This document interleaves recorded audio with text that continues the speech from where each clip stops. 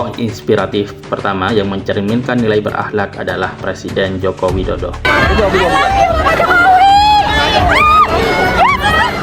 Beliau dikenal dengan kebiasaan langsung turun ke lapangan atau kita kenal dengan belusukan untuk melihat kondisi masyarakat secara nyata. Dari beliau kita belajar sebagai ASN kita harus hadir, mendengar dan memberikan solusi terbaik bagi masyarakat sekitar kita.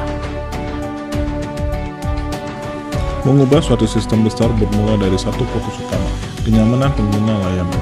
Seperti dedikasi Bapak Ignatius Jonan yang merevolusi wajah perkeretaapian Indonesia. Pelayanan adalah tentang perbaikan tiada henti. Beliau mengajarkan kita bahwa standar kualitas tertinggi adalah hak setiap negara, dan kepuasan masyarakat adalah tolak ukur utama kesuksesan seorang ASN. Akuntabel. Presiden pertama Republik Indonesia Insinyur Soekarno merupakan sosok pemimpin yang menjunjung tinggi nilai akuntabilitas dalam setiap amanah yang diembannya.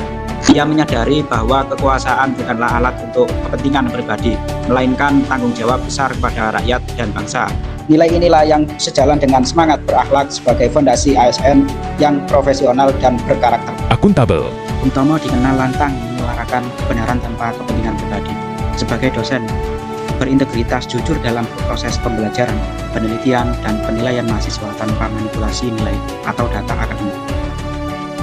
Baharudin Yusuf Habibie adalah sosok inspiratif yang mencerminkan nilai kompeten, dikenal sebagai Bapak Teknologi Indonesia dengan kontribusi luar biasa di bidang kedirgantaraan, termasuk penemuan teoritis dalam konstruksi pesawat terbang yang diakui dunia, seperti rumus keretakan pesawat terbang di ICDE.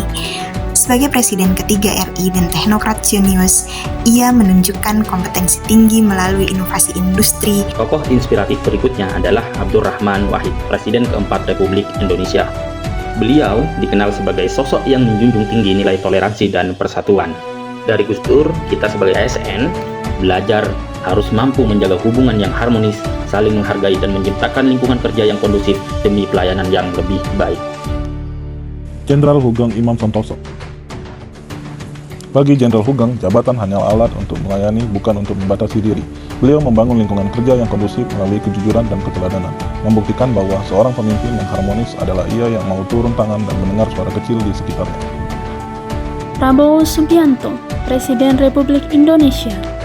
Loyal adalah sikap setia dan mengutamakan kepentingan bangsa di atas kepentingan pribadi. Kami akan mengutamakan kepentingan bangsa Indonesia, kepentingan rakyat Indonesia di atas segala kepentingan, di atas segala golongan, apalagi kepentingan pribadi kami. Sikap inilah yang menggambarkan nilai loyal, yaitu setia pada negara, taat pada konstitusi, dan berdedikasi penuh untuk Indonesia. Sri Mulyani adalah tokoh inspiratif yang mewujudkan nilai adaptif melalui kemampuannya mengelola ekonomi Indonesia di tengah krisis dan memelopori reformasi birokrasi keuangan. Sebagai Menteri Keuangan, ia mendorong digitalisasi, transparansi, dan respon cepat terhadap perubahan global, menjadikannya teladan dalam fleksibilitas dan inovasi kebijakan. Erick Thohir.